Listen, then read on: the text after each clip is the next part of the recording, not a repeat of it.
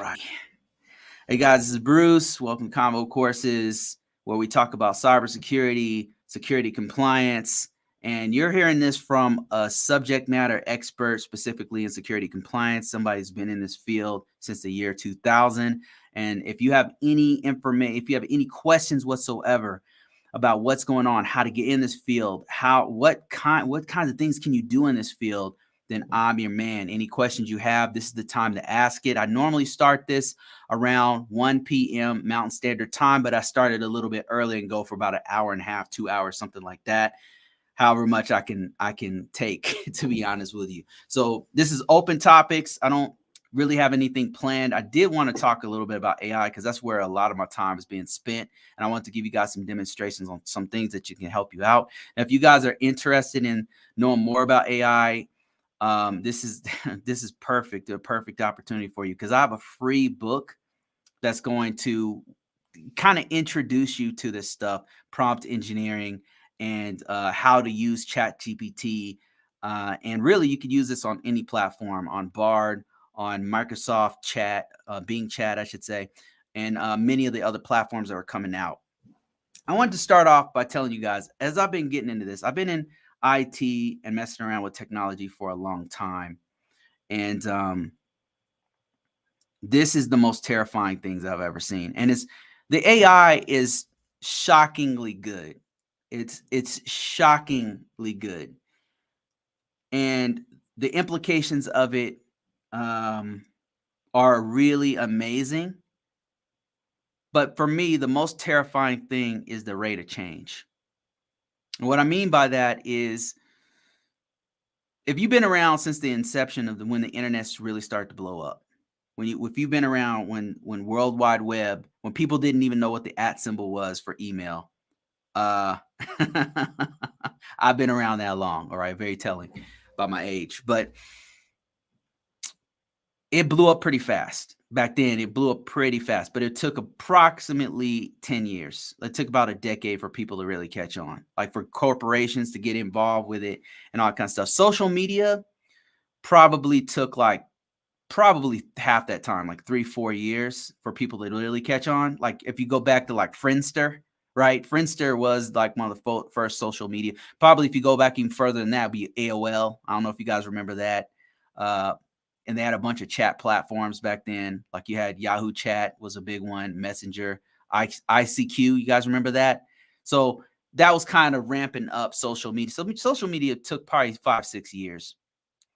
5 or 6 years for it to really catch on, for millions and millions of people to get in on it, right? And then cell phones. I remember traveling the world and seeing in Southeast Asia, people were on cell phones already. Like in Japan, everybody has a cell phone before Americans did. China, they were already, Southeast Asia was already on the smartphone thing. And then I came back like maybe within a couple years later, America start like picking up on the smartphone thing. So that took about, 4 years to trickle all over the world. Now it's like everywhere. AI is literally taking weeks. I mean, the acceleration of the change is what's really terrifying. It's terrifying because it's clear that it's going to change who we are as a species. I'm talking about human beings. It's going to change us. This one is going to change who we are as a species. And what I mean by that is that with access to this, you'll be able to use it to start businesses faster. You'll be able to use it to create better materials. Science will be able to use it to cure diseases, you name it. That being said, they'll be able to do some terrible things too. I can already see them integrating it into weapon systems that already exist. I could see them integrated it into things that are not good for us, self-destructive things that we already do.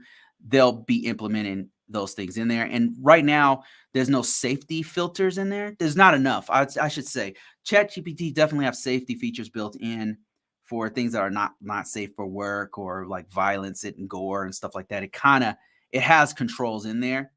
And it doesn't allow you to do things like, because one powerful thing you could do is like use it to search people's personally identifiable information, and there's blocks in there to where it limits how you can. There's ways around it, of course, just like everything, but but they put things in there for safety of all people, and that's really good. But it's not fast enough, because there's some features that, for example, Snapchat has integrated it in there. They did it very fast, and unfortunately, there's a lot of things happening there that is not safe for people, not safe for your kids.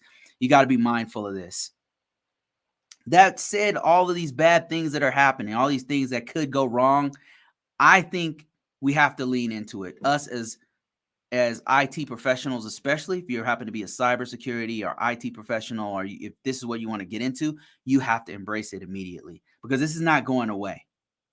This is not going to go away. And this is the time to use it to your advantage, to learn. If you've ever wanted to be on the forefront of something, if you missed when Google blew up and Amazon blew up, if you missed, uh, you weren't around, or maybe you weren't even born when the World Wide Web started exploding, and you didn't have an opportunity to be a part of that big explosion. I mean, I know I wasn't old enough when the PC revolution blew up, which was in like the 80s, early 80s and stuff, when that started happening. Exciting time. It made a bunch of huge multi-billion-dollar organizations, including uh, Apple and Microsoft. That's when they got their win. Amazon came way later with the boom of the internet, and Google did too. This is an opportunity right here, unlike anything the humanity has ever seen, and this is your opportunity to get involved with it. I would highly encourage you to learn as much as possible. And if this is you, if you're trying to lean into this and take advantage of this, I've got a book to start you off. It's an entry level book. It's not super high level. It's talking about how to do prompts, prompt engineering, what you need to learn, like the basics, and then all kinds of resources that you can dig deeper and go further into this. Because at some point, it's going to be like browsers. Everybody's going to have to know it. And it's very intuitive. It's not hard to learn, but there are some tricks that are going to help you, especially if you're a professional or you're a business person. It's helped me a lot. I'm already it's helping me to make an income. I should say that. If you want me to show you, I've already written a book about it, and that book right now is free. It's free on Amazon. All I ask is a review from you, a positive review. It helps me out on my sales, and it's link in description, link in bio. You'll go to a site called, if you're on TikTok, you'll see a site called convocourses.net. That first button takes you directly to the site. It's free on Kindle. The paperback is not free, but it's free right now on Kindle. I do this to get free reviews. I do this to get reviews. So if you guys could just leave me, or their only cost is a review. Give me a review, and I will do more of this kind of stuff for everyone. I already give this stuff out to my people. Like, I give the PDF out to my people and all kinds of other stuff. My people are the people signed up to my newsletter, who I also give jobs out to, by the way. I'm not giving the jobs. I'm giving opportunities that are sent to me, and then I send them out to my folks. How much is the paperback right now? It's about $12 if I'm not mistaken. Go to Amazon, go to that link in description. If you happen to be watching me on Facebook, on LinkedIn, on YouTube, link in description, link in bio. If you're on TikTok, go to the site. There it is right there. It's breaking down what you really need to know. I'm not going into like how neural nets work or anything. I might describe that in like one paragraph, but then I'm going right into what you really need to know, the practical applications of how to write a book with it, how to improve your writing with it, how to start a business with it, what you need to, like, how you can use it. You can then take the prompts that I have, basically as a free downloadable of all the prompts. So you can literally copy and paste them right into ChatGPT and start learning for yourself. And that book right there is going to lead into a more focused book that I'm doing right now. I'm already writing it. When I'm not on here talking to you guys every day, I'm writing this other book that's going to go into specifically what I'm a professional at, which is NIST 800 security, because I just think it can be so powerful. And I'm going to give you guys a demonstration of what I mean by powerful. And that book is coming out. Probably is going to take me a few weeks to write that one. I'm already kind of in the middle of it, but I got to finish it out. I got to do the editing, all that kind of stuff. But if you're on my newsletter, I usually send it out early. and say, hey guys, what do you guys think about this book? Here it is right here. I'm looking for reviews. Here it is. And then they'll get it before I even release it to Amazon. So my newsletter is probably the best place to get free stuff because I give it to my people first. But if you want something now, one day, this is the last day that's going to be free on Kindle. Link in description, link in bio. It's going to walk you through what you can do. And it'll tell you what I'm already doing with ChatGPT that's been helping me out quite a bit to increase my passive income that I have, So if you're interested in that, go ahead and check it out. It's terrifying. AI is terrifying. When you start to use it, you'll see how, after a while, you start to see how terrifying it is. But the thing is, we have to lean into it because it's not going away. There's no way to put the genie back in the box. We have to master it, especially us. It's swim or die. Like, we have to keep advancing. And this is a big one. This is a big one. You cannot afford to be lost on this one because a lot of people are going to get left behind. The rate of change is what's going to make the biggest gap, I think, in history. Mark my words. The gap right now between rich and poor and those who know and those who do not know is the rate of change. What I mean by that is those who are able to adjust to all the things that are happening in our society right now. I'm not just talking about financially. Of course, there's socioeconomic change is happening very, very rapidly with the rise of the internet, with social media. Some people are becoming super, super wealthy off of it. Some people are enhancing their current careers off of it. The people who cannot keep up, the gap is getting bigger and bigger and bigger. Mark my words. What's about to happen right now with AI is going to make that gap even bigger because those who cannot keep up are going to get left further behind. It's going to make some people way more wealthy, and it's going to make some people just going to be left behind. As the economy goes like this and then this other direction, the gap's going to get bigger because the gap is in knowledge. I don't think the gap is in opportunities. It's in knowledge. Some people just don't know. They just don't know. And you guys, to believe it or not, we're super early to this thing. We're super early to this thing. And this one, you can't miss out on this one. This, I think, is bigger than the internet. This one's bigger than the internet. It's bigger than cell phones. It's bigger than social media combined times 20. I'm not even messing around. I'm not being hyperbolic. This could be, at some point, the last invention humanity ever makes. I cannot stress it enough. You have to learn it. And so if you're interested in learning more, the book is free right now on Kindle. All I ask is for you guys to add a little review. I really appreciate that. And that's it. I'm going to go ahead and answer some questions right now. Thank you guys for watching. People watching me on LinkedIn, on YouTube, on Facebook. Appreciate you guys. I got people listening to me on a live podcast. I hope the sound is good. If not, I'm going to repost this anyway. And then I've got people watching me on TikTok. You guys are real active, so I'm going to take questions here first. Somebody said, let me see. I'm trying, once I get a few certs, I'll start applying. Okay, so this was from a conversation we were having about somebody said that they're going to WGU, which is Western Governor University, I believe. Correct me if I'm wrong. And I told them, hey, go to college. That's great. I said, but make sure you start getting your experience while you're in college. Really, really important, because experience is what they really look for in the workforce. Over degrees, over certifications. I'm not telling you not to get a degree or certificate. Those are awesome. But the experience is what they're really looking for. So you got to start getting that experience. And there's no excuse right now because you already know, right? It's an excuse if you didn't know, right? If you didn't know, but you guys know, you guys are watching me right now. You got to get that experience. And while you're in college is a great opportunity to actually do it. You can do internships. You can do apprenticeships. Sometimes they got a work student program. Apply for that. You can do, you can just do a freelancing. You can just be a freelancer, put that on your resume, that you fix people's lands, local area networks, that you fix people's Wi-Fi, and you're a freelancer, and put that on your resume. All your skills, put that on your resume. You need to start putting that stuff on your resume and enhancing and sharpening your skills right now. That way, when you are ready, listen, if you're always ready, you don't have to get ready. You know what I'm saying? So, and I know David Goggins is the first person I heard that from, but I know that's an old saying. But if you're always ready, you don't have to ever have to get ready because you're already ready. So that's what I'm trying to tell you guys to do is just be ready right now. By getting that experience right now. Don't wait until you get that diploma, the piece of paper in your hand to say, "Oh, I got a diploma. I'm gonna magically get a job." They're looking for experience.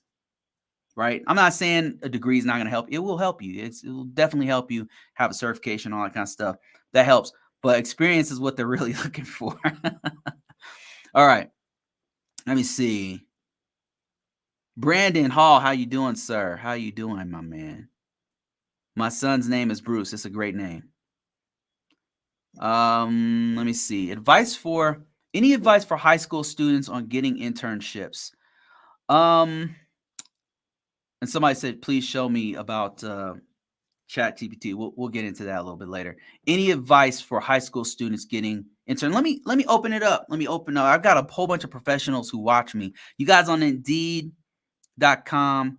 You guys on LinkedIn. You guys on Facebook. You guys on YouTube. All you professionals who are watching me. What is your best advice for a high school student right now who's trying to get into IT or cybersecurity? Now, this person is saying that they want to get an internship, but what is your best advice? Just I'll read them out right now. Let's just take a minute to help this young man out and anybody else who's a student, especially high school or whatever grade that they're in, maybe even in university. What is your best advice? I'm going to read it right now. Let me see. I think I might have some people already chatting to me on TikTok. They're pretty fast on TikTok. Any advice whatsoever, I'm going to shout it out. Shout it out right now. So I'm not getting any advice just yet, but I'll give you my advice. So you're in high school right now. Your focus should be on getting the knowledge, right? Your first focus should be on getting that knowledge, that common body of knowledge of information technology. However you get it is fine, but I found one of the best ways is actually crack open a book and start reading it and then applying what you learn. Setting up a lab in your house is one of the best things that you could possibly do to start to actually enhance your knowledge so that you have a hands-on experience. So that is one of the best things that you can do. But that wasn't your question. You're saying, how can you get an internship as a high school student? So a lot of high schools actually have programs that have internships and apprenticeships already, if you didn't know. So I would check with the school. Like I know that my kids' school, they have an internship and an apprenticeship at the school. So you can literally get a certification. They have a class that gives you a certification in high school. It's crazy. But they have an A+ certification class in school. If you got to look it up, like you've got to pay attention to all those boring things you don't want to listen to at your school. Sometimes they'll have you in an auditorium and they'll have we talked about some stuff and you're not present, right? But that's where you want to learn that stuff because that's where they're going to tell you, hey, by the way, we have this internship. The first place you need to check is in your school's curriculum because they might have it. They might already have it at your school. That was the first place I would check because they have it all laid out for you. Sometimes they'll have a partnership with a local college or local community college where those college prep classes, as a matter of fact, where they're getting you a certification before you even get out of high school, right? So that's one thing. Those clubs, somebody said, Coco Presario says, advice in high school, join clubs centered toward the topic. Exactly. That's awesome advice. So that's another thing. So a lot of times the clubs there will have clubs where they get together on a weekly basis or maybe after school, whatever, and then they'll be building networks or they'll be doing hacking, do capture the flag where they're all learning. One of the best places you can learn is in a group where you guys are doing labs. My best learning when I was in college was doing that very thing. Like one time, one of my classes, my best class, I'll never forget this. It was in University of Phoenix of all places. We had this dude, he just closed the book and be like, okay, we're going to set up a network. And we would set up a network in the class. And if we didn't have equipment, he says, okay, if you guys have computers, laptops, whatever, bring them into the class. We're going to set up a network. And people would bring in their equipment, and we'd make a network inside the class, all connected to a switch. And then we start hacking each other. And he'd be walking us through, okay, do this, don't download this file right here, and we start hacking each other. And then another thing we do is set up a firewall. It's the best way to learn firewalls, actually set up a network and then create firewalls right there. And we were doing that it was inside of the class, but you can do that same thing inside of high school clubs. Look, in the high school, there's curriculums that already will link you up with A+ certifications and all kind of other certifications before you can get out of high school. Look for those first, because those are probably the best. That's probably the best because they're linked up with universities and stuff, and sometimes with corporations. Another thing is the clubs, like Coco Presario just said. The clubs are fire because that's probably your best learning. And you could use that as project. You could literally put that on your resume as a project. We set up, you could say something like the cybersecurity club assisted the cybersecurity club in connecting a network that had a Palo Alto firewall or whatever, happened in there. So you could do something like that. You could put that on your resume and then you could put it on as a skill that you know how to set up a local area network if that's what you did. So those are some of the things you can do. Other than that, you can go to Indeed.com right now, LinkedIn.com, Dice.com, Monster.com, choose your poison. Go there and just literally type in IT apprenticeship and you'll find them. Or just put in IT and then there's a drop down that filters to specifically find apprenticeships and internships. Internships is usually what they're called, with the ones that they have a filter for. So that's 3 different ways right there that you could do it. So hope that answers your question. I got Brandon Halls out here helping me out, answering questions. I appreciate you, man. Appreciate that. I love it when the IT professionals jump on here and give it. Some of these guys know way more than me about all aspects of cybersecurity. So if they're answering your questions, man, give them a shout out. Join, like at the very least, follow them, because these guys right here is people who could be your mentor, right? Without you even, they'll be your mentor without them even knowing it. Some of these guys have dropping great knowledge on their TikTok and on their social media. So you want to follow these guys. Will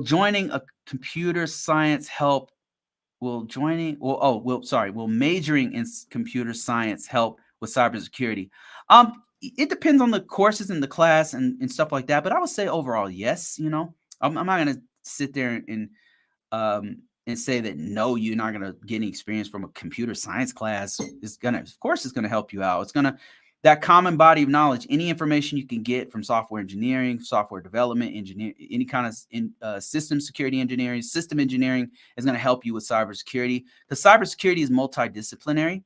Cybersecurity, it includes software, hardware, the organization's processes, something people don't normally talk about.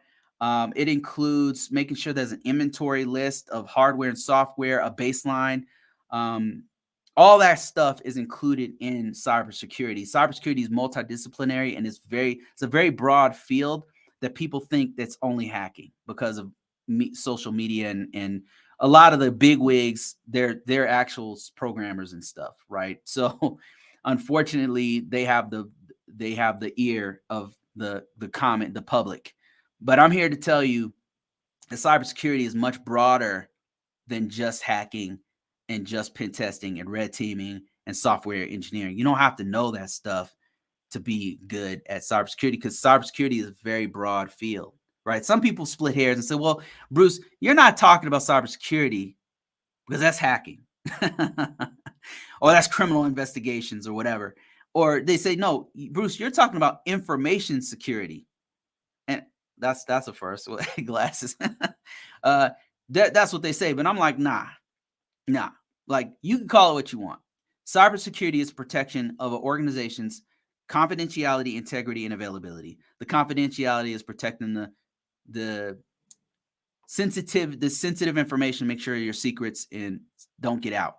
Integrity is making sure that when you originally create the data, it's not manipulated when you store it, when it's being transmitted, or when it's being processed. It has the original intent of when it was created. And then availability is making sure that the data is available to users when they need it. And the actual people who need it can get it when they need it. So that's what we are protecting, and that's not just hacking, right? If you think about it, you got physical security is one of the most important things of all. Nobody's talking about that. Cyber. If you listen, it doesn't matter how secure you think a system is against hacking, technical contact with the system. If somebody can physically contact the system, if somebody physically can grab your phone or your computer or your laptop, guess what? It's compromised, because there's so many things that they can do to get into that system. So you've got to be thinking about the physical security of that system. And physical security is a part of protection of that computer. Tell me I'm wrong. Physical security is just as important, if not more important, than the technical piece. I mean, granted, you can just encrypt all the data, right? Data at rest, you can just encrypt 100% of the data, and then if the phone is lost, then what do they have, right? They have a dead device that has, this is true. That's absolutely true, but that's part of physical security. If you can encrypt all the data at rest, then you've successfully protected the information. So somebody actually physically gets a hold of it, they can't. What are they going to do with it? I mean, there's still stuff they can do with it, to be honest with you, even if you've done. So I'm just saying, like, there's many different parts and pieces to cybersecurity, and that's one part that's kind of missed. Cybersecurity is very, very broad, and this is coming from Smooth Virus. Smooth Virus is a colleague of mine who is well versed in cybersecurity and is very broad. I agree. It's very, very broad. The organization I worked at, me and Smooth Virus worked at the same organization, and we did all kinds of risk assessments, and they included physical security. They included looking at the processes of an organization. It included many things besides just scanning or hacking or whatever, right? So beyond pen testing. Let me see here. Let me see. I've got some other questions and comments and stuff.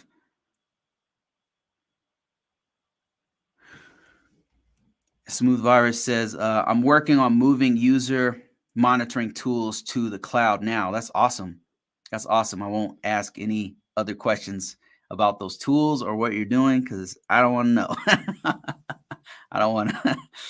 I mean, I would like to talk about it, but probably not publicly. Let me see. David, how you doing, man? Long time no see. Said, that's why compliance is great. It touches every aspect of security, personnel, physical, and cybersecurity. Absolutely. Absolutely. Yes. That is so true, man. That's one of the good things about it, is that you have to have a very broad knowledge base to do compliance, because compliance is taken from the regulatory and the regulations and the standards within an industry.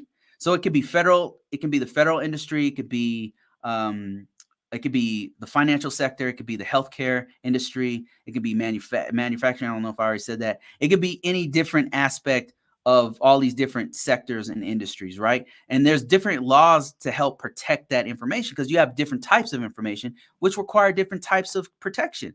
So computer compliance is saying, okay, what do we need to do? Of course, we need to make it so that our data is encrypted when it's going from point A to point B. Of course, we need to make sure that we're solid against pen testing. Absolutely. We need to make sure our ports are closed if it's a system on the external edge of our network. Of course, right? But also, you got to protect the physical security of the system to make sure that not anybody could just walk up in your area and just grab a laptop and start typing on it, right? That's physical security. You got to make sure that you have personnel security. That's making sure that anybody who's authorized, the only people who can get to that system are people who are authorized. And it's delineating what level of authorization that they have on what level of security of information they can access. That's personnel security. Role-based security is a part of that.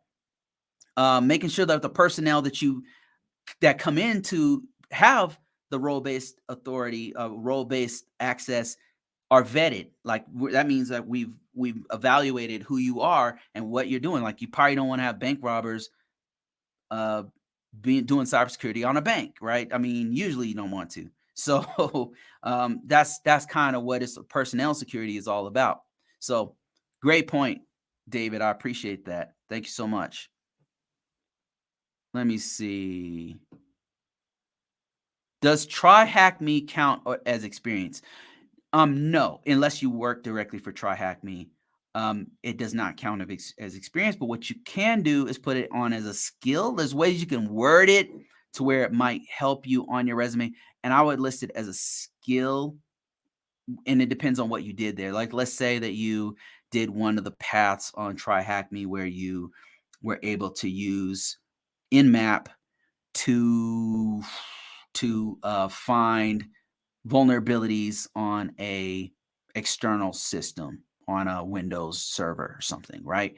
So there's a couple things you could use there. You could say that you are skilled at Nmap. You could say that you are skilled at doing footprinting. There's a few key words that you could use that come from that skill, but to use it as an experience, I don't know how you would word it to put it on as an experience unless you did some sort of a project that was more extensive than just going on tryhackme or hack the box or whatever you're using. You'd probably be best at doing if you had a project, especially for an organization, or if you had a client and you were a freelancer and you did Nmap for them, you could put that on as experience. If you had if you did a very extensive project at your college, at some local community services, hell, if your uncle owns a gas station and you set up a network for him, you could put that on your resume. And you use the skills from tryhackme, you could put that on your resume. That's the kind of stuff that you got to be able. It's got to be something that you could put. If you're in an interview, think of it like this: if you were in an interview and they said, "Well, what skills do you have? What experience do you have using Nmap?" And you said, "Well, I used tryhackme before." That's not what they mean by experience. They mean like, have you done this for a medium, small, or large organization, or have you done it on your own business before? What was something? Usually experience means what was at stake. What was what important asset were you protecting? What did you do to protect an asset or an organization?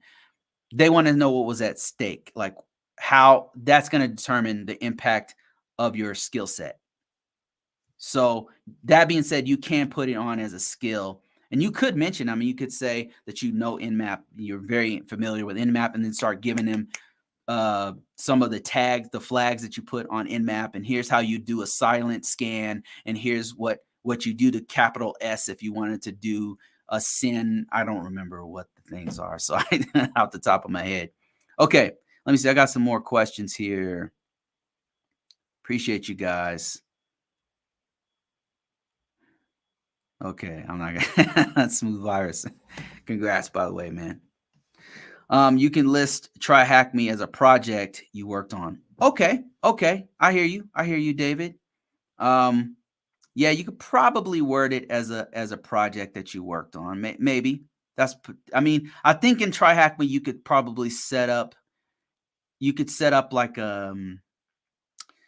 your own capture the flag or something like that. But I don't know how you would word it. Maybe that's where I'm struggling, is I don't personally know how you would word it on your resume for tryhackme. But I suppose you could. You could totally list it there. I don't know how to word it on there, so that's my feeling. Let me see. Somebody said after certified in cybersecurity for the IC2, which IC2 certification can I plan for? So what's your experience like? I would ask. Emmanuel, what is your experience level? And I could tell you some stuff. And then what direction are you trying to go in your career path? So certified in cybersecurity is an entry level certification. And it's an entry level certification. So from here, there's a couple directions you can go. For ISC 2, probably the next step, I'm thinking there's a couple ones that you can go to. If you're trying to get compliance, deeper on compliance, then you could probably do what's called the ISC 2 CGRC if you're going compliance route for federal organizations. If that's not an option for you, that's not where you want to go, then another direction you can go in is more general, and that would be the I don't remember what it is. SSCP, SSC, help me out here, guys. SSC. There's one called SSCP, which is like half. Yes, SSCP. It's a system security certified practitioner, and that one is it's like halfway to a security CISSP. I don't know if, depending on your level, I don't know if you could actually do this one yet. Because if you have zero experience, this is probably not an option for you. I don't know, but I think you could sit for the test. But here it is right here. Yeah, that's another option. That's more of a general next level. Another one is if you are a healthcare professional, you're trying to specialize in healthcare professional, then another one within IC squared would be a really good one for you to get if you're trying to be a healthcare IT professional, would be this one right here. This one's getting pretty big. This one's got a lot of notoriety. I would highly encourage, if you already work in the hospital, then this will be a great one for you to do right here. For you guys are just listening to me or on TikTok, I'm showing isc2.org and showing some of the certifications that are out there. So those are some options. Other than that, I would probably, if you're just trying to stick with the certification route, another one would be Security Plus. Security Plus is highly marketable. It's kind of on the same level as the ISC2, as the certified in cybersecurity ISC2, but it's more marketable because people know about it more. That would be my 2 cents. Hope that helps, Emmanuel. All right. Let me see. Some people are asking me some questions here. What are your thoughts on Western Governor University? I think it's fire. Western Governor University is WGU is helping a lot of people out, especially working adults. And I'm seeing a lot of people from there just be very, very successful in their career, and kind of like within a year's time frame, hit this milestone in their life where they're making way more money. They have a degree, they have a certification under their belt. Now, these people work their ass off. Don't get it twisted, but that's the path that they have to go from here to there is awesome, I think, in my opinion. And it's actually not too high priced, and this is, I'm not an alumni of WGU. I went to one of the most expensive freaking online colleges of all times. So I have nothing to gain by giving these guys props. I just noticed a lot of people are really winning at the game of life after WGU. So it's something to look at if you're trying to go to university and you're a working student, or you're a father or mother or something, and you're trying to get that degree, that bachelor's, that master's, or whatever. Then yeah, that's a good option for you. It's a legit path. I just joined. What's the name of your book? If you guys just joined me, I started this thing off talking about ChatGPT, and I started off talking about AI and how important it is to start working on this. It's terrifying in that it's the fastest growing technology in human history. And this is not hyperbolic. I'm not exaggerating. This is real numbers. It's got something like 100 million users already within a year, not even a year. It's only been like 6-7 months. terrifying in the scope of how it's going to change humanity, terrifying in that all these organizations are already integrated into their products that are live, and the safety measures are turned on for the most part, but there's a lot going on with the emergence. Like for example, they train an AI on English, right? Just mainly English. They started training on other languages, but they trained it on a little bit of Hindi, and based off of just a little bit of Hindi, it ended up learning the whole language. It could respond to you. It's just something going on with AI, and I don't think that it's been fully vetted enough for us to adopt it so quickly. That being said, it's something we all have to learn because it's about to be a part of all of our lives, whether we like it or not. It's going to be integrated in operating systems, in browsers, in high-power tools that we use for everything from network engineering to cybersecurity. Mark my words, it's coming. I would say within a year to year and a half, it's going to start being integrated into. Right now, it's actually already being integrated into tools for cybersecurity. In fact, Palantir, which is a major cybersecurity tools, already integrating a AI feature within it. And yeah, so that's all happening like right now, real time. Like it's happening within weeks and days, not years. If you're trying to get involved in this, if you're trying to learn this, and you want to sit down and like really get to know it, I have a book that's actually free right now for one day. Today is the last day. It's free. It's on Kindle. You can download it. It's just basically walking you through the main thing you need to know, which is prompt engineering. It's not going into like neural nets or whether or not it's going to destroy humanity or anything like that. It's talking about how you can use it practically for your own life. And these are coming from things that I am actually doing to use it, to integrate it into my business, mainly because I can't really use it at my job. I'm working for a government, so I can't really use it for that stuff. But actually, no, I have used it. I used it for Splunk. We have Splunk in our environment, and I know I was trying to find like a way to use Splunk. I'm like, man, I'm trying to look for users at a certain hour of the day, and I don't know how to write that script. You got to write like a regex path to do that. So I went to AI and I said, okay, here's what I'm trying to do. I'm using Splunk. And then it gave me a way to do it. And it taught me Splunk too. It's like, okay, here's some of the common commands for Splunk. Here's what you're going to use.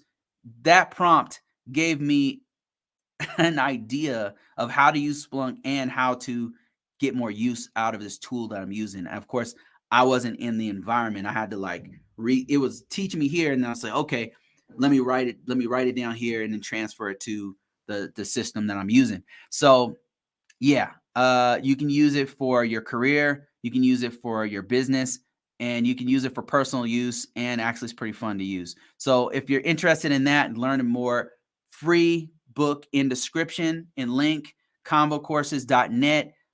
That button right there, you click it, it's going to take you directly to the book. All I'm asking for is a review. And if I get lots of reviews, I'll continue to do free books like this because there'll be an incentive for me to put the book out for free for you guys to give me some free reviews. And then I've got tons of stuff. My next book, I'm already working on it, and it's going to go deep dive into NIST 800 using ChatGPT. And holy freaking crap, dude.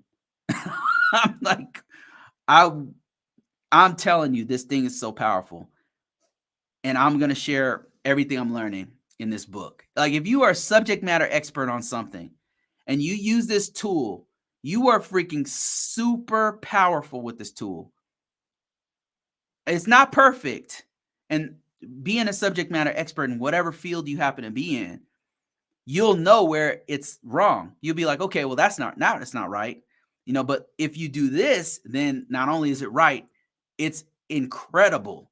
I mean, and I'll give you guys a demonstration. Just stick with me. Let me answer some of these questions. Somebody said, hi, Bruce. I gave you a shout out on LinkedIn. Question: what is professional services security?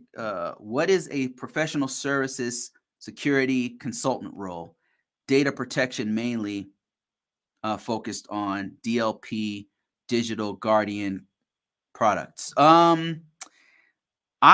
It sounds to me like that, and I could be wrong, but a lot of consulting gigs like this, and it's mentioned in the actual product, are where you are kind of a champion for that particular product.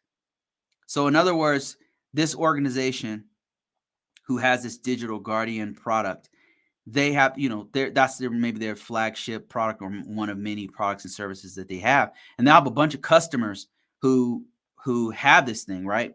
And they're selling it. They have a sales team, and that sales team is like selling it to people, getting the word out and all that kind of stuff. And those guys are making a commission on wherever it's bought. So that sales team, they have to really know their stuff. They got to be really good at talking to people. They have to be really good at promoting the product and all that kind of stuff. So they're going like really out there. They're really pushing the limits, and as well as knowing technically how to use it, the back and front end.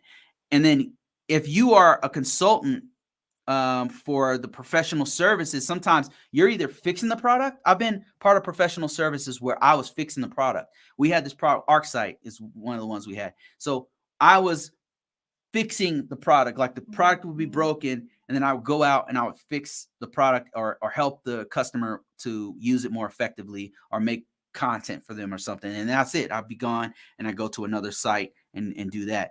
And then there's another one where I'd just be on the phone and I would walk them through it online, and I'd walk them through how to use the product more successfully. So there's a sales portion who are people on the forefront who, like, a lot of times they're traveling or they're talking, doing back-to-back meetings, talking to customers and stuff. They got to be really good with the product, how to use it, how to promote it and all that kind of stuff, and working with sales and like writing up papers and documents and stuff to sell it, to put the service and product out there. Then there's a back-end team who maintain that product.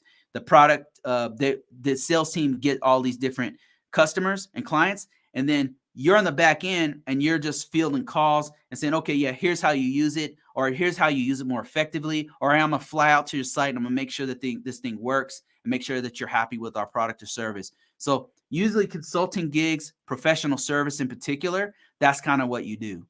And it sounds like yours is mainly focused on a specific product. So I hope that answered your question, Joe. Keep applying for those jobs, by the way.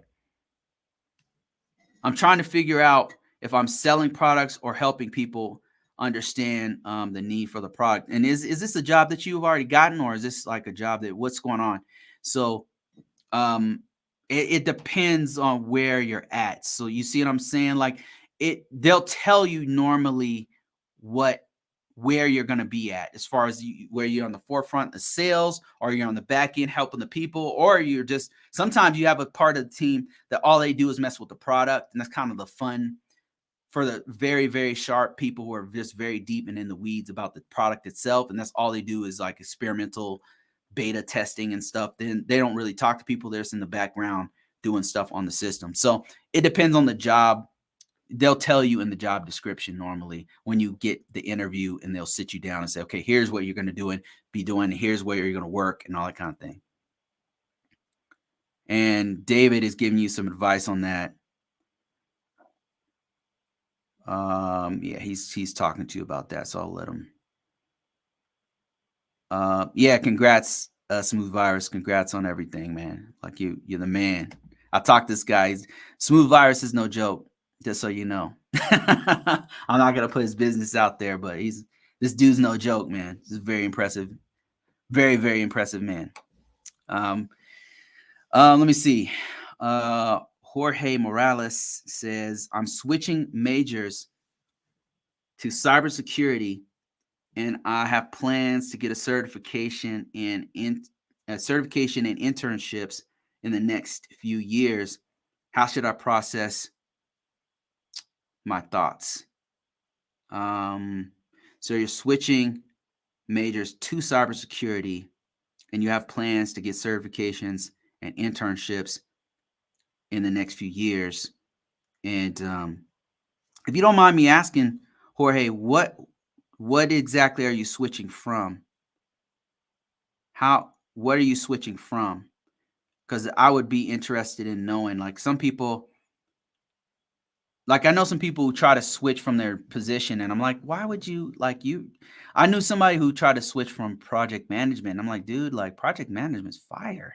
Like you could, like if you're not making six figures already, like I can show you how to get six figures with a project. And they were trying to get into cybersecurity or IT, and I'm like, is that what you want to do? Because program managers make really good money. I just got my associates. Okay. Communication and okay, good. Okay, that's good. Because communication's too broad. Years ago, an early mentor of mine, when I first got into IT, he broke it down to me. He says, you want to specialize like IT. You don't want to be a generalist. You don't want to stay at being a general. So you want to start as being a generalist, right? It'll be a help desk, computer support, field technician, where you're just fixing a lot of different stuff and you're skilled at many different software, hardware, whatever. And you know how to do a little bit of networking, a little bit of this, a little bit of that, right? But he said where the money starts is when you focus on one thing, when you specialize on one thing. That's when the money starts. And he said it doesn't matter what you specialize in on. It could be networking, it could be software engineering, whatever it is, just focus on one thing. And it sounds like you've chosen cybersecurity, and that is very good because cybersecurity is very hot. It's not going anywhere. Even with AI, it's not going to. Here's the thing, like even with AI, they're talking about, it's going to take all these jobs. So I'm not saying that AI is not going to be a part of cybersecurity, but they're not going to, most banks, for example, are not going to just hook up their systems to an AI and be like, okay, AI, fix all my security. I trust you and then whoever programmed this to run all my firewalls and do all the firewall rules and manage all of my incidents.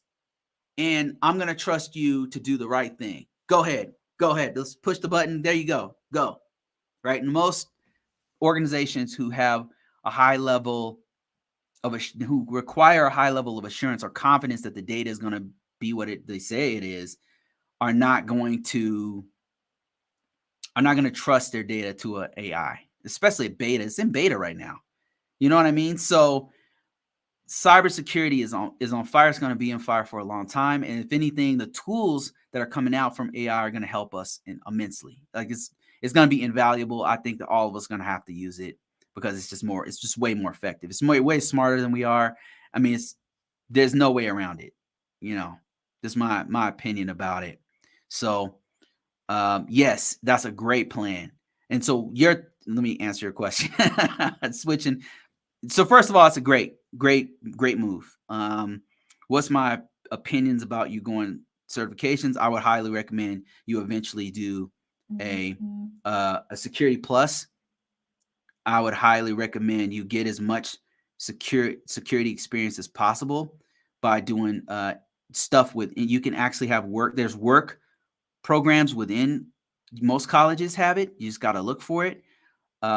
You can volunteer your time to help out fixing IT stuff on the campus. These are things to put on your resume, and each thing you put on there are going to greatly enhance your money-making potential. So while you're in school, going for your degree, I would highly encourage you to get experience and skills and do projects as much as possible. And then it's not enough to do it. You got to advertise. You got to put it on your resume and then put your resume everywhere. That's what I would advise you to do. That's the most effective use of your time, and that's going to make you some money in the long run. Think long term. Think 5-year goal. Don't think just now. Think what can you do right now. Make sacrifices so that 5 years from now you're making much more than six figures, right? And don't think small. Think big. Think 5 years from now I'm going to be making $500,000, and then go after it. Like go after it. What do you have to lose? You have nothing to lose. Let me see. I got some questions here on TikTok. I appreciate everybody's questions. And a lot of IT professionals are actually answering some of these questions. Thank you guys so much. If you guys didn't know, I've got a free book right now, 1 day only. This is the last day of the free book. It's free on Kindle. Link in description, link in bio. It's going to talk about how you can use AI to your advantage. All I ask for is a review. It's a great help for me. And if I see a lot of reviews coming from this, I'll do this all the time. I got tons of books lined up. I am a publisher. I got tons of books lined up. All this stuff is going to be like a floodgate over the next 3 months where I'm going to be releasing. And if this works, if you guys can give me some reviews, I'm going to start releasing books and like, hey, here's a free book. Here you guys go right here. It's free for 5 days, whatever, and put it out on Kindle. And actually, if you're on my newsletter, I give it out the book as a PDF for free for sometimes a month in advance before I even put it on Kindle. So go ahead and give me some reviews. Appreciate it so much. Let me see. Asking some questions here. Did you work at some, I don't know if they're asking me this. Are they asking me this? Do you think it's okay for me to get a degree in information systems and get a security certification? Oh, and then your next comment was, my school doesn't have a cybersecurity degree program. Yes, absolutely. So let me enlighten you. So right now, I have a bachelor's degree in information technology from the University of Phoenix. I'm a high school dropout. I'm not proud of that, by the way. I'm not proud of that. To get where I am, I had to fight in 2 different damn wars and risk my life. So don't drop out of school, kids. Stay in school. Don't be like me. Don't you want to grow up to be just like me? So anyway, so your question was, can you get a degree in information systems? Absolutely, you can. I'm living proof of it. While you're getting your, so okay, here's the thing. In the workforce, private and public sector, meaning government, public, private, Google, Facebook, local gas stations, libraries, right? Not libraries, but local privately owned, medium, small, large organizations. They're usually looking for experience first. And then, of course, degree is a huge bonus. So the degrees that they're looking for IT people are the following: STEM, which is science, technology, engineering, mathematics.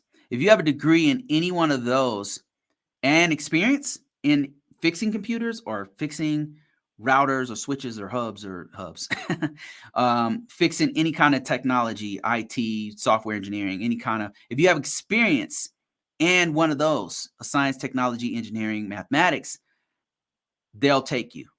Most organizations, some won't, but most 95% will. So that said, the college needs to be an accredited college. Make sure you go into an accredited college, of course. So I'm telling you from experience, I know plenty of IT professionals who didn't have a cybersecurity degree or an IT degree. They had I met a dude who was a double E. He was an electrical engineering. He was an electrical engineer, and he had a master's degree and a bachelor's degree in electrical engineering, which I was like, why? What the hell? But what he did have was he had experience in IT, and that actually double E degree is highly valued because that's a very difficult degree. So yeah. I met a dude who had, oh man, what's another one? A couple guys who had a mathematics degree. I met a dude, and they were in IT. They were working in IT, cybersecurity in particular. And I met some dudes who had, oh man, I'm trying to think, some science degrees of all kinds. But when I worked at NASA, a bunch of dudes they were in cybersecurity, but they had degrees in science or whatever. So yeah, they take those STEM, anything from STEM they'll take. But of course, if you have one in information technology or information systems or science or computer science or database engineering or networking or whatever, you have that degree, it has more opportunities because when you're in college, they'll have a bunch of internships that you can do. You'll know enough to where you can actually start getting the experience. You'll meet, the biggest thing is that you'll be able to network and start meeting people in the field already, because that's your degree. So you'll just meet people whose uncle already works there, or you'll meet people who already have a job, but they're doing a bachelor's degree. And then all of the connections that you make by doing an IT degree of some sort, information systems, information technology, cybersecurity, any one of those will do, information assurance, you name it. If it has to do with computers, the networking aspect of it is one thing that's not like talked about, but holy crap, it's huge. And then you'll start to know things like there's an organization called the ISSA. And ISSA, if you want to know what that is, ISSA.org has a whole bunch of networking contacts you can do. You go to those meetings, it's free. I mean, you can go walk up in the meeting and start meeting people. And I think after a while, you got to pay a membership, but usually they'll let you sit in for like the first couple times. And then there's like a membership fee that's once a year or something, like it's not even that much money. And then you're sitting in where vendors are coming in advertising to you. People are trading jobs. People are saying, hey, Luke is retiring soon. We're looking for a new information technology person. You know, we don't no experience necessary, but you have to have an associate's, a bachelor's or whatever degree. Or, so you just start to make all these connections when you're in information technology. So I would highly recommend doing some kind of computer degree if you're trying to do this kind of stuff, this kind of work. Let me see. I'm answering more questions here. I appreciate all the stuff here. Oh, Smooth Virus says, oh man, I never thought of using ChatGPT to create a Splunk dashboard. Exactly. It's fire. Yeah, you can. Tenable, not so much. I don't know how. I don't really have access to the back end of that, but you could use it. But some of the tools I've used it for is Exonius, Splunk, programming. Holy crap, you can do some crazy programming with it. What else have I done with it, technically speaking? I'm about to show you guys how I develop a test for it. Like, I'm about to blow your minds in a second. I'm doing a whole book about it, but holy crap, dude. I would like to show you guys. I don't want to talk about it. But yeah, so Smooth Virus says he's got 6 certifications through WGU. Man, WGU is fire, man. It's fire. I mean, I know so many people who've used it. It's an accredited college. The pricing is not outrageous. It's for working adults in particular. It's online. Like,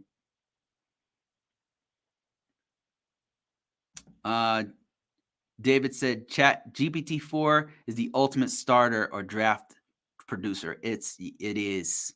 It's as a writer, it's really helpful. I don't use it to write and I don't think it's it's an average writer, but it sounds like Wikipedia. So it's better to use it as like, you write something, you draft it, like you draft as quick as possible, just draft something. And then if you give it to it, it will improve what you wrote like a lot. But you can also use it as an outline. Here's another thing you do. This is what I describe in the book. You could just create an outline and then take that outline of a book or a paper or whatever, take that outline and then start to fill out that outline for whatever kind of thing you're trying to do, including templates. I use this thing for resumes a lot. Like, it's really good on resumes, especially if you know what to put in there. So the last book I put out talked about, actually, yeah, this book right here that's free, I tell you exactly how I did it. Yeah, exactly how I did it is in this book. Check the book out. Let me see. Let me see here. I got some other people talking. Yeah, everybody's singing praises of WGU. It's fire. Transferable credits. Man, thanks a lot for that, Smooth Virus, helping people out. Appreciate that. The founder of the first IT company I worked for had a double E. Exactly. So the degrees, it just needs to be a technical degree, and normally they'll take it. So that's been my experience. That said, I also know somebody who had the experience and they had a degree in Egyptology. So I don't know where you want to take that information or how we're going to use that, but there you go. Take it how you want it. All right, I'm going to show you guys. Let me see if I can show you guys this thing I just learned here. I want to show my screen real quick. This is some prompt that I learned that I'm going to be putting in this other book that I'm writing. It's going to be a while before I get this one out because I'm still like in draft mode. But I'll have it finished soon. Let me see if I can switch the screen. I don't know how much you guys will be able to see on TikTok, but I'll do my best here. So the prompt is, I'm on ChatGPT right now. I'm about to show you guys one of the things that are coming on the newer book that I have. And unfortunately, it's not going to look too good on TikTok, but I'll do my best here. So what I did was, and use your imagination on this, but if you happen to be listening to me on podcast, I will explain it as best I can. But here's the prompt. Let me see if I can find it. Let me see. So what I did was I created an interactive test, and this could work on anything, by the way. It's an interactive test that will tell you if you're right or wrong and explain, and then scores you at the end. And imagine doing this not just on NIST 800 risk management framework, but anything. And you can change the type of tests and all kinds of stuff. So let me see if I can show you this. Okay, here it is right here. I'm just going to copy this. And I'm going to put it in here and just kind of read it to you guys. All right, so here's the prompt. It is, start an interactive quiz on NIST 800 risk management framework. Ask one question at a time. Do not show other questions until it's answered. Allow the learner to respond to the question, then evaluate the learner's response before moving to the next question. This test has 3 questions. Now you can also, you can make more questions or whatever. And it does, and it's multiple questions. Let's say, and it's a multiple choice questions. We're going to say this test has 3 questions, multiple choice, that are multiple choice. Score the test once complete. The passing score is 80. I mean, you could change all kind of parts of this thing. Now, one of the things, me being a subject matter expert, as I noticed, is that ChatGPT gets this part wrong a lot. It constantly says the wrong amount of steps that NIST 800 takes. So I have to tell it every time to, hey, by the way, there's 7 steps in the risk management framework process, and the first one is prepare. And the reason why it gets this wrong is because for most of the data out there is about the old process of NIST 800, which is NIST 800-37 Rev 1. Who the hell knows that, right? Who the hell besides myself, a nerd subject matter expert, would know something like that? So that's why you can't rely 100% on NIST 800, because you got to validate some of the information it says. And if you happen to be a subject matter expert on that thing, anyway, without further ado, let me show you what this looks like. Now, I've got tons of questions, tons of stuff like this coming that I'm going to do the same thing where I'm going to write a whole book about it and give it away for free. You guys just need to follow me, and I will, this will come out soon, like within the next month. So here we go. Here's the test.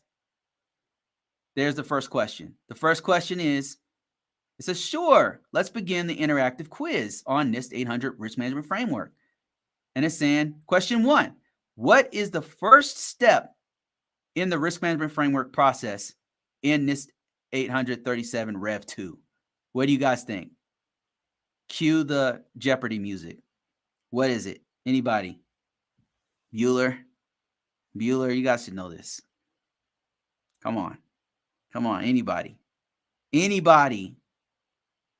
C. Let's see. Yep, it's C. Big Pimpin' and Smooth Virus got it. All right. C, watch this. And then I said C, it says, that's correct. The first step in the process is prepare. And then it goes on to explain what prepare is. And then it says, hey, here's the next question. Next question is, what is the purpose? What is the purpose of the assess step in the risk management framework process of the NIST 800 Rev 30 Rev 2 37 37 Rev 2? Sorry. What is it? Okay, you guys want to answer this one? I'm gonna give you time to actually read it. I apologize. I've got two different aspect ratios going, so I'm trying to adjust it, so it's hard to read here. But I'll read them. A is to document the security authorization decision and issue a authorization to operate. B is to establish the risk management framework and determine the scope of effort. C is to evaluate the effectiveness of the security controls and determine if they meet the security requirements. And C is to monitor the security controls in the information system over time and ensure that they remain effective. Which one is it? Anybody? Anybody? Anybody? All right, so I'll answer this one. It's C. It's to evaluate the effectiveness of the control. Yeah, somebody, Leo says C. Yeah, you got it. Smooth Virus says C. You got it. So here's what's cool. Check this out. This thing is so intimidating. It's so intuitive that if I just said, I won't even say C. I'll say to evaluate the security controls, and I'll spell evaluate wrong. Watch this. This is how smart this thing is. That's correct. It's so intuitive. It read my response and it knew what I'm saying. Is that not incredible? Is that not ridiculous? Is that not ridiculous? Now let me get one wrong.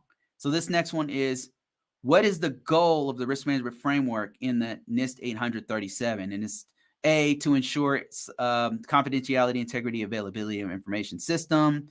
That's the right answer. To provide a framework for resource management, we're going to say B. To ensure the rest of these are wrong. So we're going to say B. We're going to get it wrong, see what it says. B. Watch this. I'm sorry, that's incorrect. The goal of the risk management framework is to blah, blah, blah, CIA, and it's explaining it. And it says, since you got 2 out of 3 questions right, you got a 66%. Okay, so that's the prompt. Now let me enlighten you guys. Let me blow your freaking mind right now. So that's a pretty cool test. That's kind of cool, right? It's kind of cute. But let me tell you something that's not cute. Let me blow your mind on how effective this really is real quick once I switch the damn screen back. All right. Now, imagine taking that same prompt and using it for the CISSP.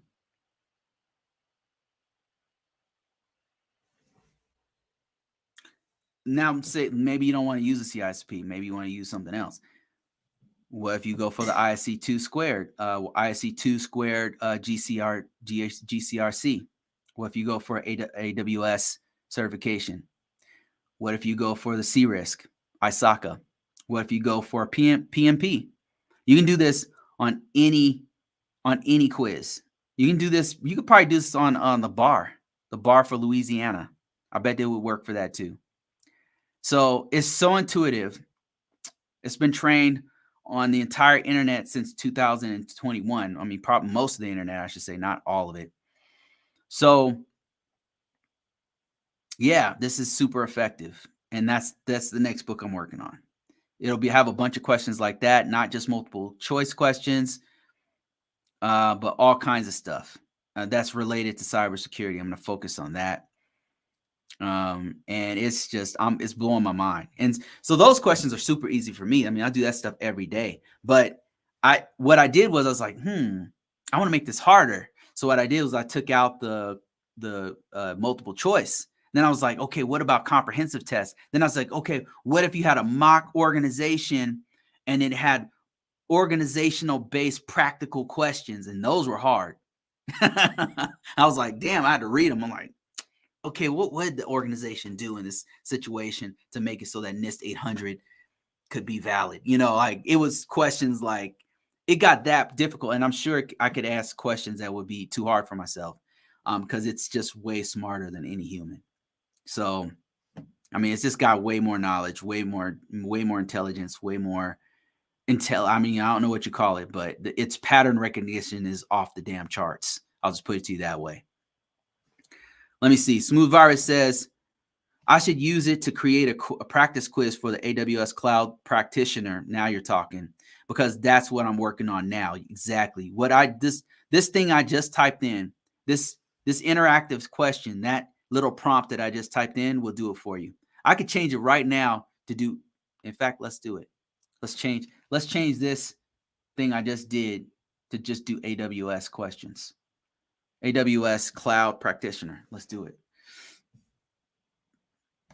Okay, let me take this thing right here. I'm not a subject matter expert on cloud, so I don't know how much it'll be right or wrong. So let me just put it in here. Okay, it says start and enter. Let me show my screen. Let's do this. Let's do this together. Start an interactive quiz on NIST 837. Okay, so right there, we're going to change this to NIST 800. We're going to say start an interactive quiz for AWS.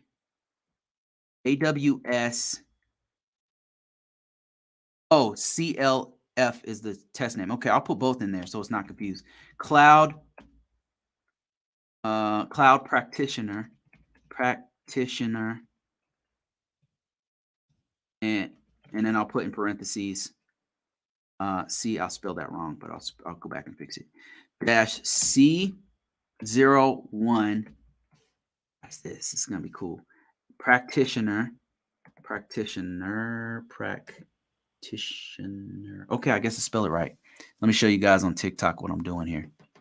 I don't know how much you guys can see, but all I'm doing is modifying the original one to reflect a cloud practitioner test to see if we can get the same type of test that's graded. 3 questions, that's cool. Make it, okay, remember that NIST, okay, we don't need this last part. That might be all I need to change. Let me see. Start a interactive quiz on AWS Cloud Practitioner CLF-C01. Ask one question at a time, blah, blah, blah, blah, blah. Let's see if it'll work. Oh, look at this. Scenario. Oh, Lord. Okay, I'm not going to know these questions. And there's no multiple choice either. Did I miss the multiple choice part? Okay, I already don't like this test. Oh, I said no multiple choice. Okay, let's change that. We can't have that. I can't answer this question. All right. Let's switch it up. Let's cheat a little bit. Okay. We're gonna redo this. We're gonna redo this. 3 questions are multiple choice.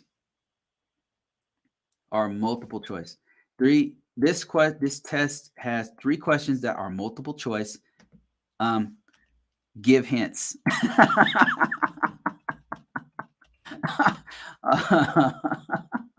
All right. Cheating a little bit. Okay, here we go. Let's see if it'll work. Oh, sorry. It's not going to work. What? Sorry for the confusion earlier. Oh, it's apologizing for my mistake. Wow. Thanks, ChatGPT. It was my mistake, by the way. Okay, anyway. This is why. Is this not crazy? This is blowing my mind. Okay, it says you are an IT consultant for a small startup that is planning to move its operations to the cloud using AWS. The company has limited IT resources and wants to ensure that it is using AWS in a cost-effective manner.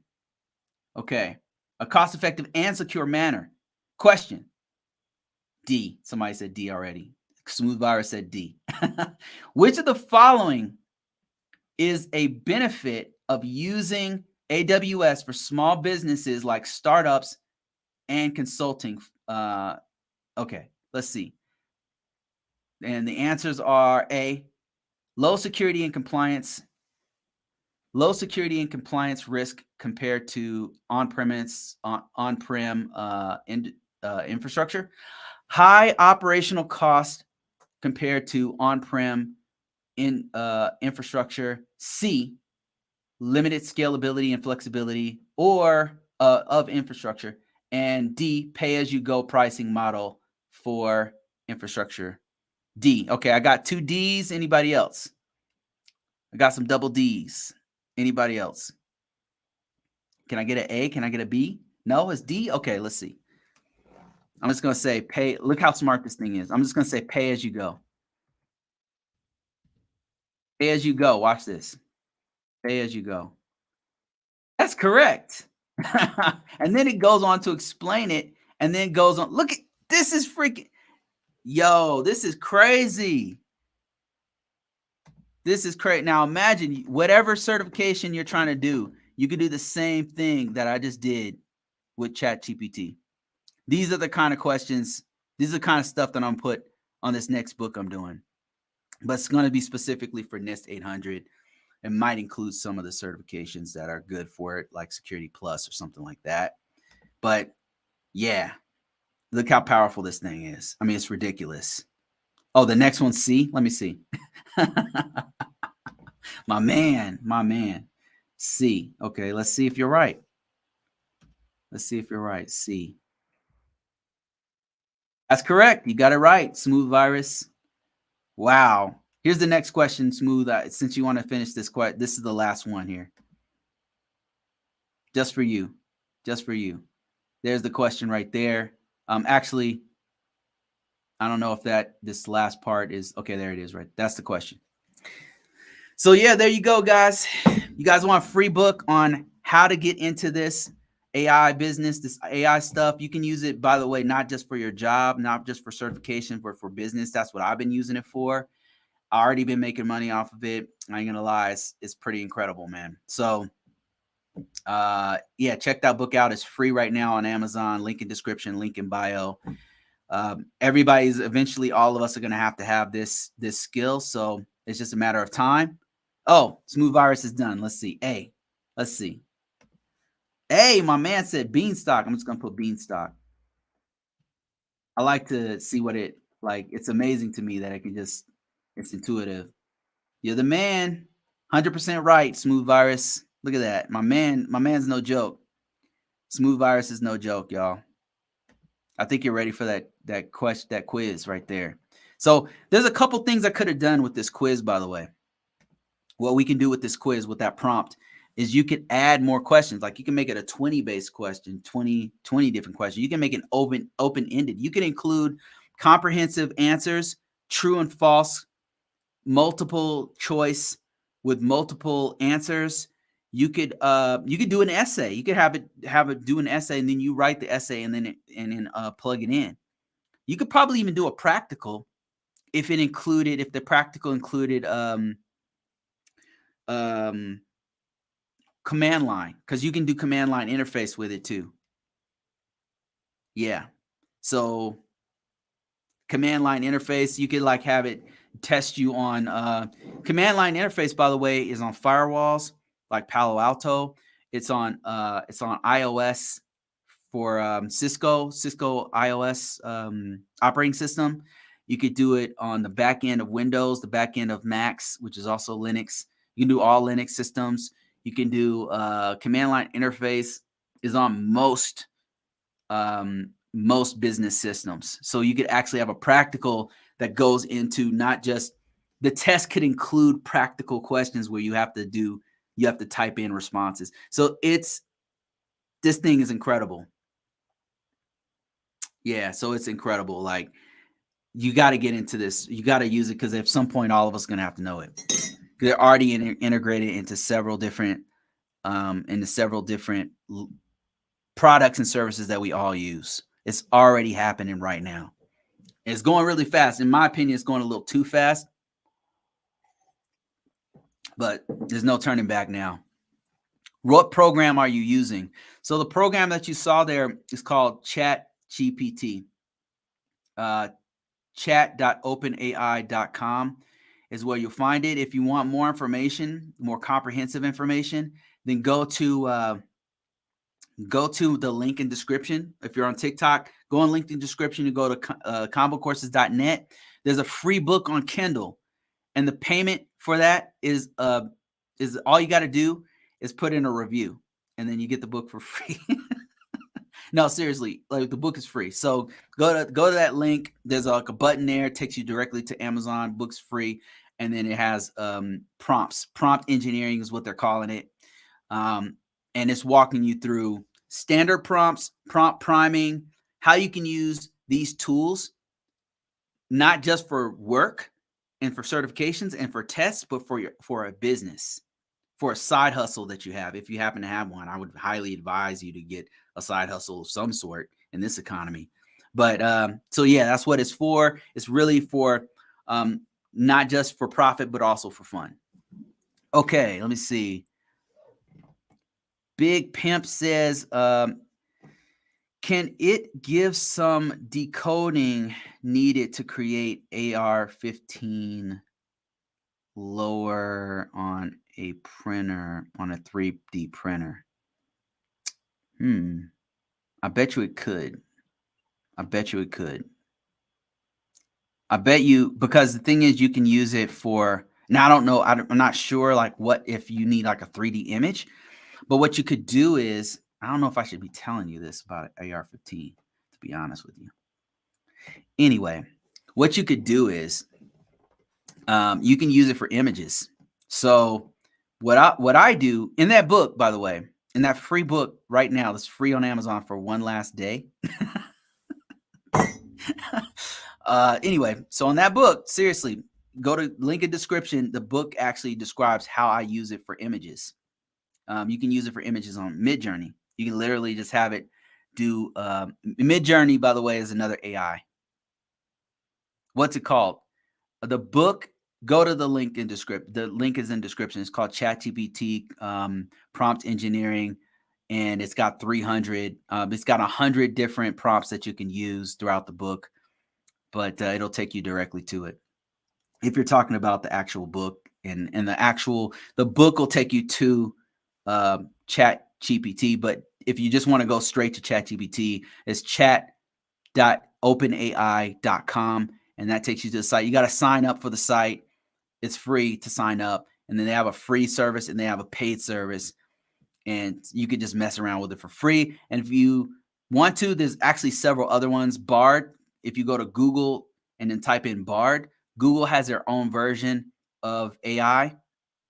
It's not as good, not even close, but it's okay, for real simple stuff. But it's not it's not as effective as ChatGPT. Bard is weird to me. Yes, it's not there yet. I'm surprised because Google's been doing AI for a long time. They've been really hardcore on AI for like probably the last 10 years. So I'm really surprised they got beat on that one. And then Bing's is a lot better, but still not as good as ChatGPT because they've kind of put too many filters on it or something. I don't know, but it's based off of ChatGPT. Basically, it is ChatGPT 4, but they put some kind of filters on it. So you would think it'd be more effective because it's connected directly to the internet, but I don't know. I think ChatGPT is better. For now, there's other versions of ChatGPT. There's other clones of ChatGPT. There's one called ChatGPT for All. There's one called there's a site called Hugging Face that has all kinds of stuff. There's so many things happening all at once with AI that it's just everywhere right now. There's downloadable ones you can put on your local system. There's a bunch of them out there that are alternatives to ChatGPT. Right now, the big dog is ChatGPT. It's just more effective than anything else.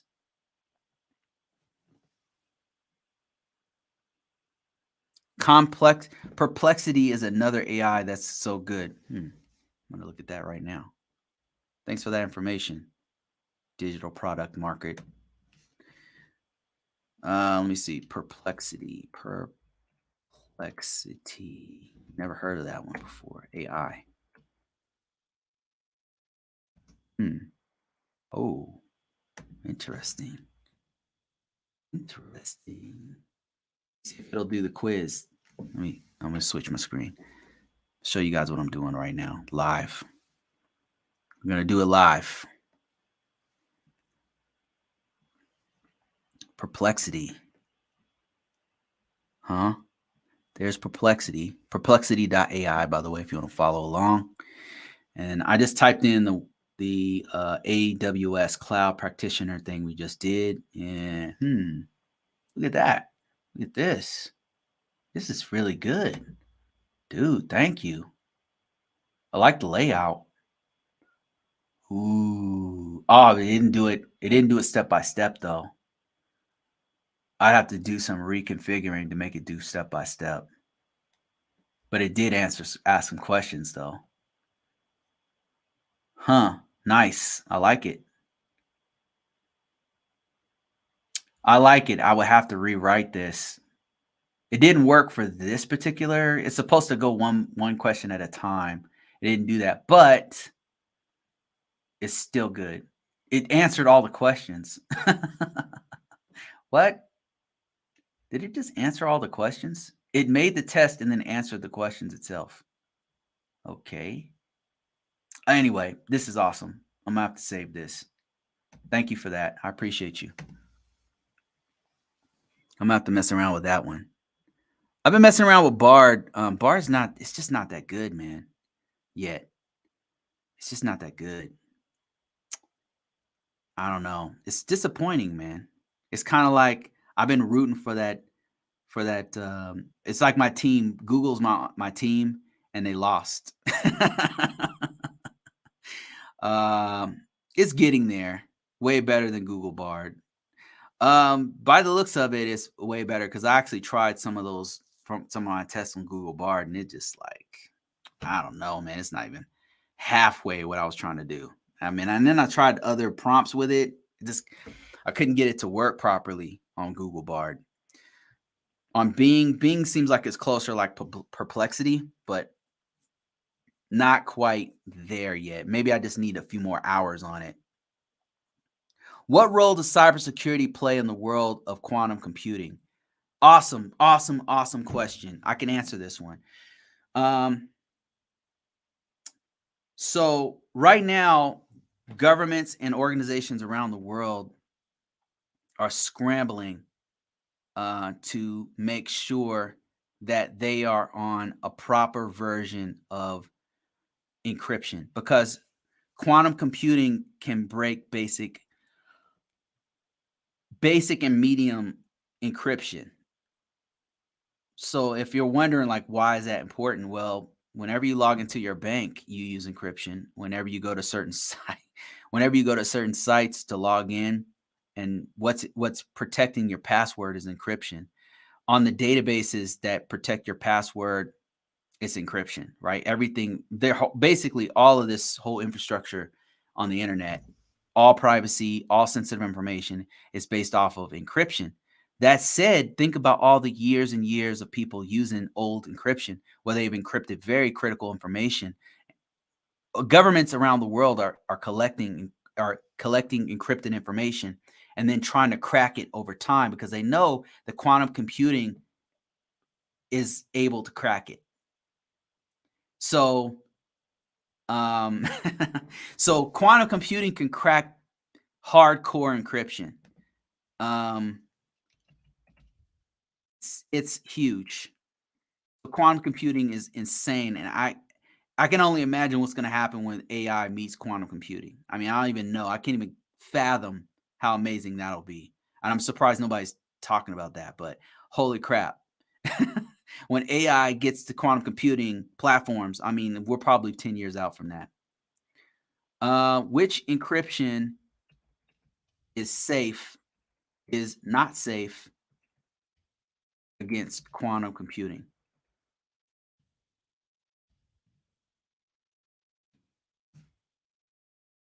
So we're a few years away from this happening because you have to develop the software that can crack the codes.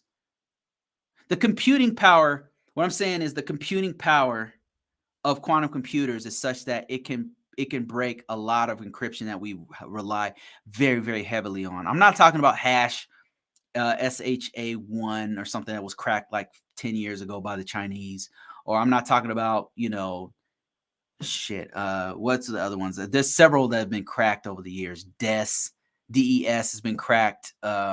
Several have been cracked. SSL version 1, is gone. It's done.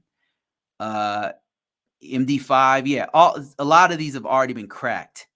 So I'm not talking about those. Those have been cracked a while ago by governments and universities and stuff. I'm talking about ones we use right now.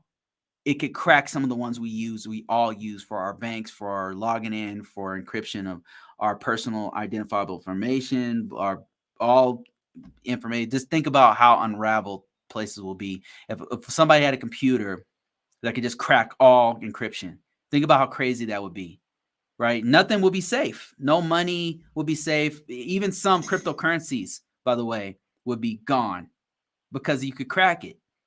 So you can not only access it, but you can unravel it. Like you could destroy markets with that technology. So what's happening right now is that organizations are trying to get on secure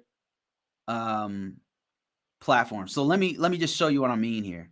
So what I typed in here into Google is which encryption is not safe against quantum computers.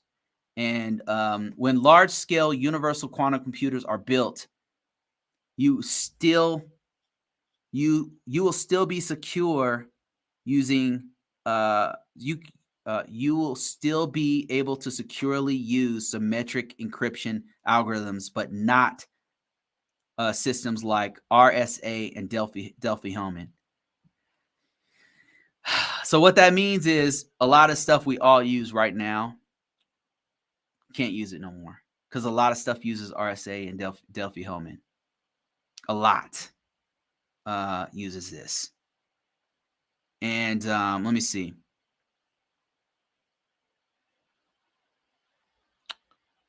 No thanks. Let me show you what I mean. Give you a bigger picture of the role of quantum computing in cybersecurity right now. A practical understanding of what I'm talking about. See if I can explain this like from a bird's eye view here. This is some article about it, kind of going into some of the stuff I'm trying to tell you here. Waiting for quantum computing, why encryption has nothing to worry about. So some encryption does, to be honest with you.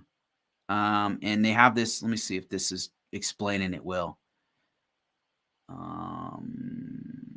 Quantum computers. Is this telling us what can be cracked? That's what I'm looking for right now.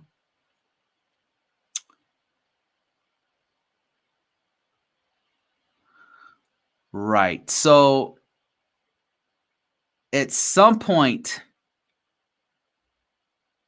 some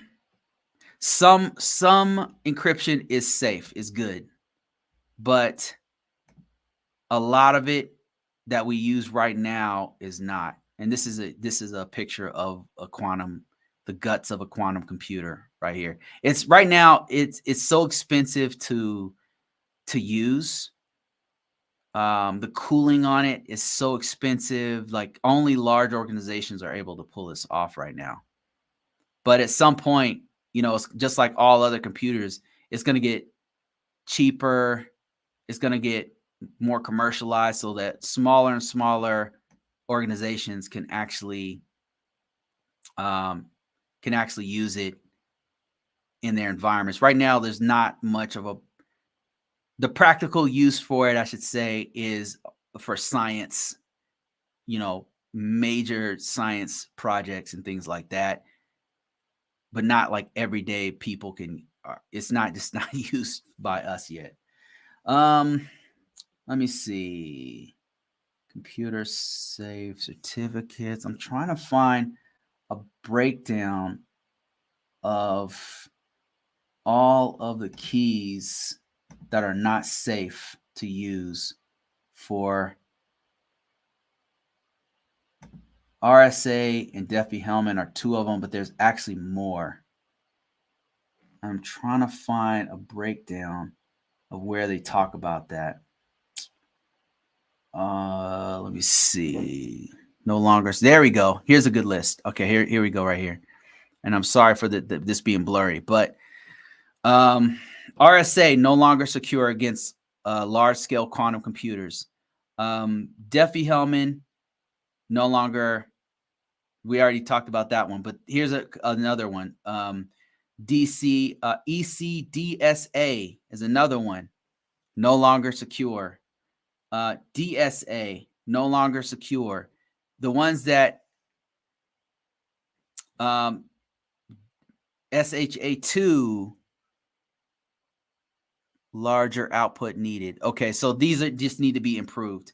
AES, I believe, is large size. Okay, so these are okay if you have a larger size encryption key. I guess that's what it's saying. I'm not freaking super smart on encryption, obviously, but their question was, what's the role of quantum computing on cybersecurity? It's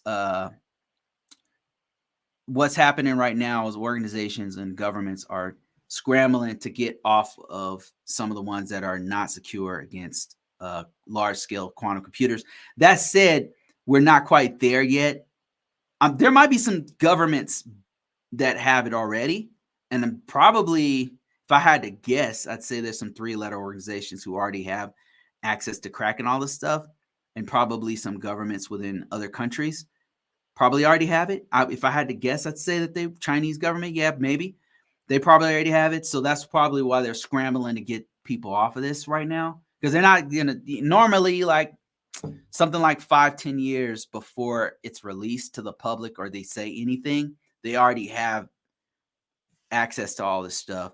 And so if you're using RSA or Diffie-Hellman or whatever, your stuff's already compromised. You know what I mean? So it's just, it's in the hands of a few very powerful organizations, and they're able to like, do it when they need to. And they're just a little bit more conservative about how they use it, because they want to hide their cards. They're not trying to hide their cards to the other countries, right? So they probably already have access, but they're like, should we use this card? Not, because if we use this card right now, they'll know what we're capable of, and they'll stop using RSA. So let's just keep our cards close to the chest. We're not going to say anything. Now, keep in mind, guys, I don't know. I'm not in these. I'm just a caveman, right? I don't know I really don't know. I have no idea. I have no insight into these. I'm an ignorant savage. I don't have no access to any of this information. Have I worked in the government before? Yes, but I'm a peon. I have no knowledge of this stuff at all whatsoever. I'm just guessing. This is just guesswork. Okay, I promise you. This is not me trying to be. This is not a joke. I do not know. If you happen to be in the government and you're like, hey, how does he know that? I don't. I'm just speculating. This is speculation. I've been in IT for a long time, so I'm guessing based off of my years of experience. That's all I'm doing. Okay, so I don't have any information that the common public doesn't know that I would be sharing that would put me in jail. I don't care enough to do something like that. So just so you know. Anyway, that's what it has to do with it.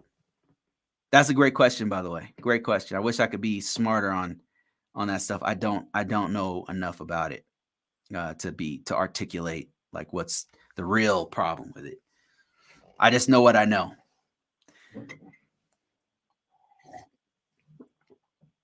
Oh man.